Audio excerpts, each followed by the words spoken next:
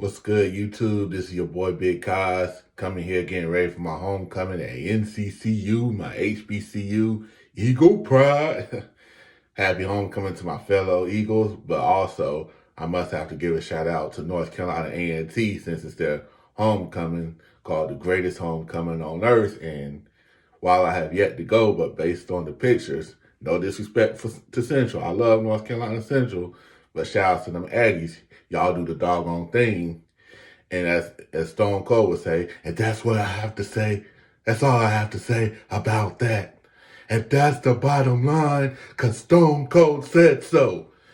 But yeah, I got love for A&T, but except when they play North Carolina Central, I got to go for North Carolina Central. Anyways, enough of that. Hope everybody's having a great weekend, had a great week, ate some good food, watched some sports, or did whatever y'all love to do, got some work in, whatever. But I'm a couple days, 3 days late on this, but rest in peace to Coach Robert Montgomery Knight, a.k.a. Bob Knight or Bobby Knight, or better yet for me, Coach Knight. He coached at Indiana from 1971 to 2000. Before that, that was his best years. That's where he was best known for coaching. In addition to Indiana, he also coached at Army from 1967 to about 71. And then, unfortunately, due to an incident where he was a student called Coach Knight instead of Mr. Knight or Coach Knight. And Coach Knight got fired by Indiana. So about a few months later, he coached at Texas Tech. He would coach there from 2001 to 2008. Coach Knight, I might not have agreed with some of the way he went about things, but I respect him as a man. He was straightforward. He had a great basketball mind. He was a father figure to many people, especially to his players, and made sure that players not only excelled on the court, but also in the classroom. He cared about his players and cared for people, and he was beloved in Indiana. At Indiana, Coach Knight won 3 national championships in 1976, 1981, and 1987. The 1976 team is the last undefeated team in college basketball to date. But he won. In addition to those, he won the Big Ten Coach of the Year 5 times, won the 5 Final Fours, won 11 Big Ten regular season championships, and won NIT back in 1979. In 1991, he was inducted to the Basketball Hall of Fame, and in 2009, he was inducted to the College Basketball Hall of Fame. Coach Knight coached a lot of great players, such as Kent Benson,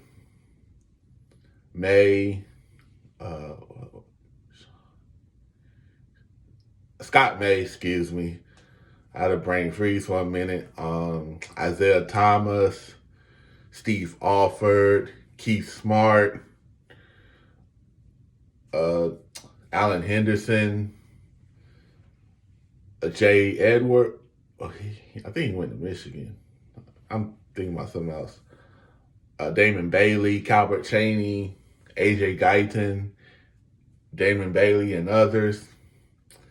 But what's also interesting is that he won Olympic gold back in 1984 with a team led by Michael Jordan, Chris Mullin, Sam Perkins, John Concat, Steve Alford, who he coached at Indiana, Wayman Tisdale, and others.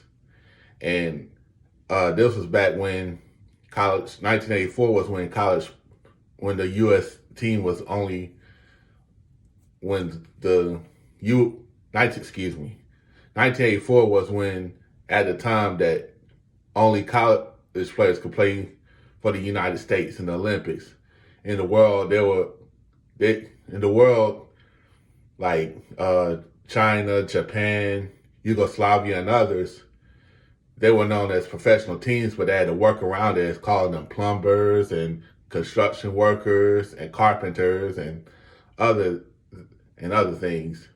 But what's interesting is that before the Olympics, the USA team had to play NBA All-Stars in various cities such as Phoenix, Indianapolis, Greensboro, other players, and the NBA All-Star team had had Magic Johnson, Larry Bird, Alex English, Walter Davis, who just passed away not too long ago, and several other players. And that team went 8-0 during that whole entire run. And Coach Knight was like, hey, Michael Jordan is the greatest basketball player I've ever seen. And this was before he even played an NBA game, even before a preseason game. And that's how Coach Knight had a great eye for talent. And what Coach Knight said ended up being true. I consider Coach Knight as one of the best college basketball coaches of all time, if not the best. I still put John Wooden up there. But Coach Knight was an interesting person. He would have his ways with the media, opposing fans, opposing players, opposing coaches. But he had passion for the game. He had love for the game of basketball. He spent a few years as an analyst on ESPN.